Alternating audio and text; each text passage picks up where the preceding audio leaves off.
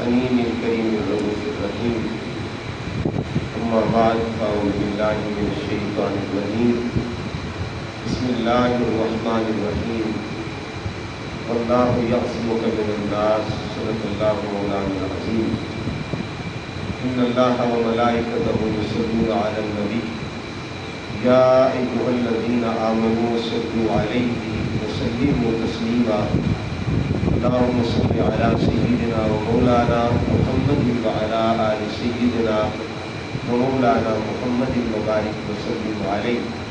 صلاة وسلام عليك يا سيدي يا رسول الله. نہایت واجب الکرام قابل صدقہ تکریم و احتشام اللہ پیر سید چمن شاہ صاحب مدد اللہ العالی، جملہ معتکفین دعائے حضور بہر، الحمدللہ شوگر کینٹ کی سرزمین پر ہماری خوش قسمتی ہے کہ اس علاقہ میں بڑی دیر سے ضرورت تھی. اللہ شاہ صاحب کی سرپرستی میں اللہ نے اس کا بندوبست فرمایا. اللہ تعالیٰ اس عمل کو مزید آگے جاری و ساری رکھے. چند گزارشات. اللہ رب العزت نے قرآن مجید فرقان حمید میں سورہ مائدہ کے اندر ارشاد فرمایا واللہ یعصمک من الناس. اے حبیب مکرم صلی اللہ علیہ وآلہ وسلم، اللہ تعالیٰ لوگوں سے آپ کی حفاظت فرمائے. یعنی اللہ تعالیٰ اپنے محبوب کریم صلی اللہ علیہ وآلہ وسلم کو گارنٹی عطا فرمائے. اور ویسے اگر قرآن اور صاحب قرآن دونوں کو دیکھا جائے تو ان کی محافظت اللہ کے ذمے. ادھر جب قرآن کی باری ہے تو اللہ فرماتا ہے انا نحن نزلنا الذکر وانا لہ لحافظون، ہم قرآن کے محافظ ہیں. اور ادھر اللہ تعالیٰ فرماتا ہے کہ اپنے محبوب کریم صلی اللہ علیہ وآلہ وسلم کے بھی محافظ. یہ ظاہراً آقا دو جہاں صلی اللہ علیہ وسلم کی حفاظت کی بات ہو رہی ہے اور پیغام آپ کے ذریعے امت کو بھی عطا فرمائے گا کہ قرآن مجید اور صاحب قرآن نے آپ کی حفاظت کا ذمہ لیا. قرآن مجید کی آیات، قرآن کی صورتیں، اسی طرح صاحب قرآن کی برکات جو ہے وہ آپ کی محافظت کی کا اہتمام کرتی. اس طرح قرآن مجید کو آپ دیکھیں اللہ رب العزت نے کچھ صورتوں کو ایسے اتارا جن کا مقصد ہی حفاظت تھا. مثلا معوذتین کو آپ پڑھ کے دیکھیں، سورہ فلق اور ناس کو پڑھ کے دیکھیں. حضور سید عائشہ صدیقہ رضی اللہ تعالیٰ عنہ فرماتی ہیں جب رات کا وقت ہوتا حضور بستر پر تشریف لے کے جاتے تو 3 سورتیں پڑھ کے آقا کریم صلی اللہ علیہ وسلم اپنے ہاتھوں پہ دم کرتے اور پھر ان ہاتھوں کو، اپنے مبارک ہاتھوں کو پورے وضو پہ مل لیا کرتے.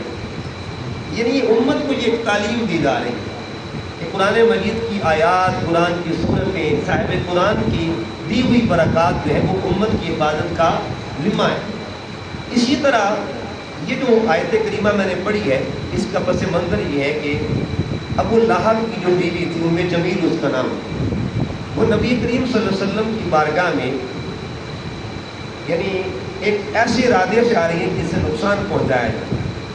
آقا کریم صلی اللہ علیہ وسلم شہد کعبہ میں تشریف فرمائے، ساتھ حضرت ابوبکر صدیق بیٹھے تھے. تو دور سے حضرت ابوبکر صدیق نے دیکھا اور آپ نے آقا کریم صلی اللہ علیہ وسلم کی بارگاہ میں عرض کیا کہ جب سرکار ابو لہب کی بیوی آ رہی ہے، ارادے مجھے اس کے اچھے نہیں لگے. حضور فرماتے آنے دو. آقا کریم صلی اللہ علیہ وسلم کی زبان پہ کلمات جاری تھے اور کلمات کیا جاری تھے؟ واللہ یعصمک من الناس. یہ کلمات جاری تھے. جب قریب کو آئی تو پوچھنے لگ گئی این صاحبوں کا، ابو بکر تیرا دوست کدھر چلا گیا؟ دور سے نظر آ رہا تھا لیکن قریب آئی تو اکیلا بیٹھا ہے، تیرا دوست کدھر ہے؟ تو حضرت ابو بکر صدیق دیکھ رہے ہیں کہ آقا صلی اللہ علیہ وسلم مسکرا رہے ہیں مگر اس سے نظر نہیں آ رہے. وہ جو واپس چلی گئی تو نبی پاک صلی اللہ علیہ وسلم نے فرمایا کہ ابو بکر تو کیوں پریشان کیوں ہے؟ عرض کیا آقا وہ قریب آئی تھی، میں آپ کو دیکھ رہا تھا، وہ آپ کو نہیں دیکھ رہی تھی. وجہ کیا تھی؟ فرمایا یہ جو میں کلمات پڑھ رہا تھا یہ ان کلمات کی برکت ہے. تو آقا کریم نے ان کلمات کو امت کو اس طرح تحفہ عطا کیا. پھر اسی طرح آپ دیکھیں جس طرح سرکار صلی اللہ علیہ وسلم نے کچھ کلمات عطا فرمائے، دعائیہ کلمات دیے.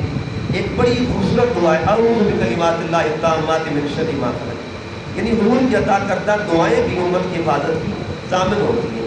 یہ جو دعائیں حزب البحر ہے یہ بھی حقیقت میں عطائے مصطفیٰ صلی اللہ علیہ وسلم، آقا صلی اللہ علیہ وسلم نے اپنے ایک بندے کے ذریعے امت کو یہ دعا عطا فرمائی۔ دیکھیے اللہ کے ولیوں کی جو برکات ہوتی ہیں نا، بعض دفعہ ایک مقصد ایک کا ہوتا ہے کہ مجھے ملے، لیکن ان کی برکات کو اللہ اس طرح جاری رکھتا ہے کہ قیامت تک کے لیے فیض جاری رہتا ہے۔ ایک مثال دیتا ہوں، اللہ پاک فرماتا ہے ان الصفا والمروہ من شعائر اللہ، صفا مروہ پہ سیدہ حاجرہ نے جو دوڑ لگائی تھی، مقصد کیا تھا؟ ایک بچہ پیاسا تھا، اس کو پانی مل جائے۔ تو مجھے بتائیے کیا پانی ایک بچے کو ملنے کے بعد بند ہو گیا یا آج بھی جاری ہے؟ آج بھی وہ پانی جاری ہے۔ مانگا ایک کے لیے تھا، لیکن برکت کس کو مل رہی ہے؟ امام ابو الحسن شاذلی رحمۃ اللہ تعالیٰ علیہ، جن کو آقا کریم صلی اللہ علیہ وسلم نے یہ دعا عطا فرمائی، اور آپ کی وساطت سے پوری امت کو تحفہ مل رہا ہے۔ اور پھر یہ وہ دعا ہے کہ جس دعا کے بڑے بڑے بزرگوں نے، اور میں بات کر رہا کہ تین چیزیں ہمیشہ یاد رکھا کریں، ایک عمل اور ایک عامل، یہ دو چیزیں، اور تیسرا ایک کامل۔ عمل بھی موجود ہوتا ہے بعض جگہ پہ، عامل بھی موجود ہوتا ہے، لیکن آپ کا خاصہ کیا ہے؟ اللہ نے آپ کو جو ایڈوانٹیج دیا ہے اس مقام پہ، آپ پہ عامل بھی تھے، عمل بھی تھا، اور سب سے بڑھ کر کامل بھی تھا۔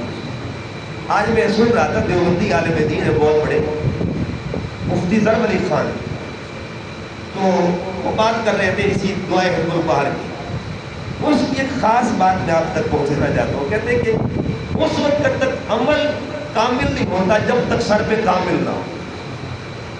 یعنی وہ بندہ یہ کہہ رہا ہے کہ جب تک نسبت کامل نہیں ہوگی تب تک آپ کا عمل کمال تک نہیں پہنچ سکتا۔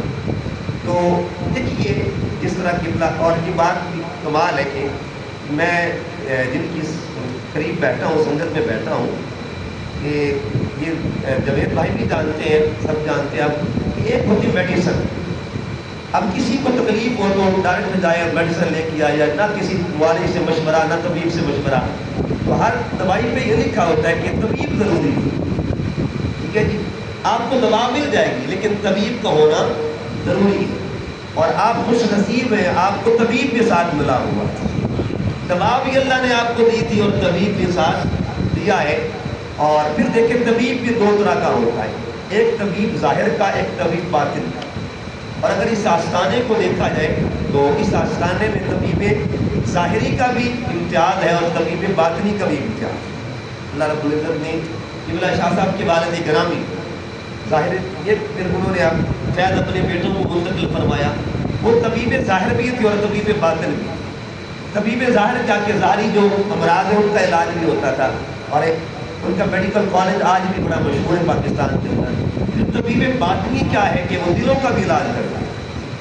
تو یہاں آپ کو اللہ پاک نے وہ سہولت عطا فرمائی کہ حزب البحر کا عمل بھی ملا، اور ساتھ آپ عاملین ہیں، عاملین کے سر پہ ایک کامل بیٹھا، عاملین کی سرپرستی کامل کر رہے تھے۔ اور الحمدللہ میرا ایمان ہے اور وجدان ہے کہ عمل بڑے بڑے مقام پہ ہوتا ہو۔ آج میں سن رہا تھا ایک بندہ، وہ کہتا تصویر قلوب کے لیے دعائے حزب البحر جو ہے نا، اور وہ کہہ رہے تھے کہ اگر لوگوں کے دلوں کو قابو کرنا ہے تو یاد رکھیں آپ ان کے پاس آئے بیٹھے ہیں جو پہلے سے دلوں کے طبیب ہیں، ماشاء اللہ۔ تو بڑی بڑی شخصیات، ان شخصیات میں شیخ عبدالعزیز محدث دہلوی رحمۃ اللہ تعالیٰ، آپ شاہ عبدالعزیز محدث دہلوی، ایک خاندان جن کی خدمات حدیث کی دنیا میں، تفسیر کی دنیا میں، بر صغیر کے اندر، آپ فرماتے ہیں کہ یہ جو دعائے حزب البحر ہے یہ روحانی اثار ہوا کرتا ہے۔ جس انسان کے پاس دعائے حزب البحر آ گئی وہ اثار میں آ جاتا ہے، وہ معصور ہو جاتا ہے، ایک دائرے میں آ جاتا ہے، وہ دائرہ ہمیشہ اس کے ساتھ رہتا ہے اور ہمیشہ ایک روحانی اثار ہے۔ تو آپ اس وقت ایک سرکل میں آ چکی ہیں، اور وہ سرکل ہے دعائے حزب البحر کا، کہ آپ کو دعائے حزب البحر ہمیشہ آپ کی محافظت کرے گی، آپ کی حفاظت کرے گی۔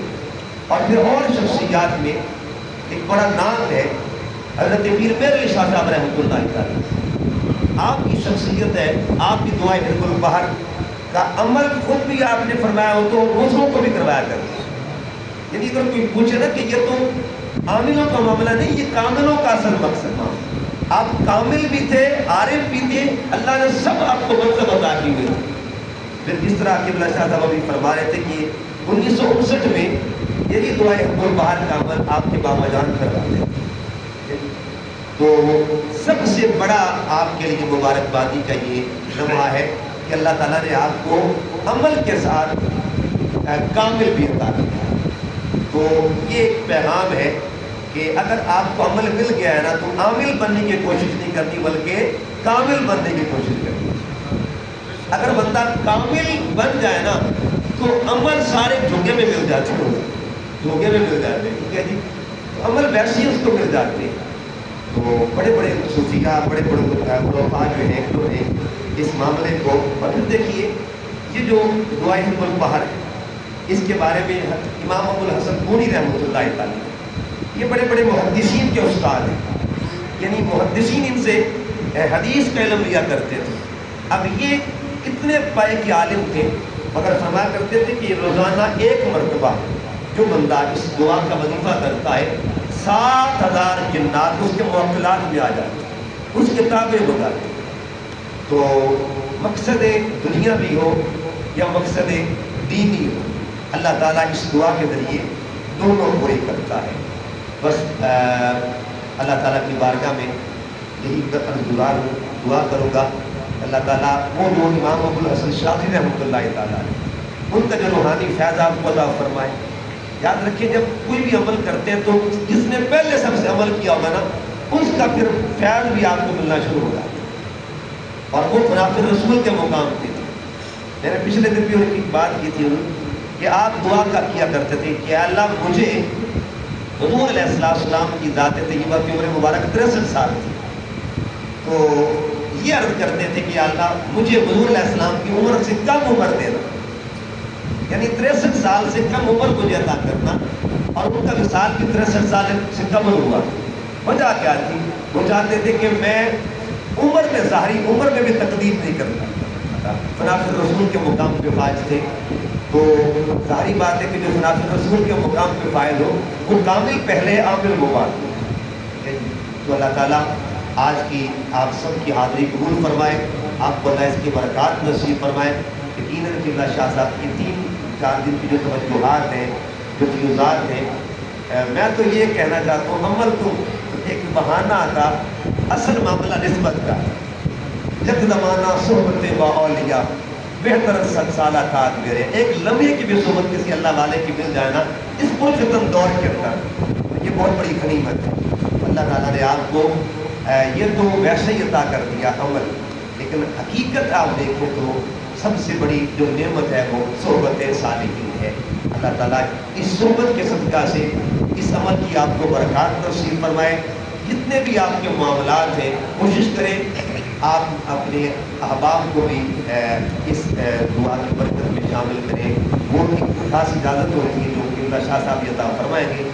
अल्लाह ताला इस आस्थाने को सदा सलामत रखे। वमा अलैया।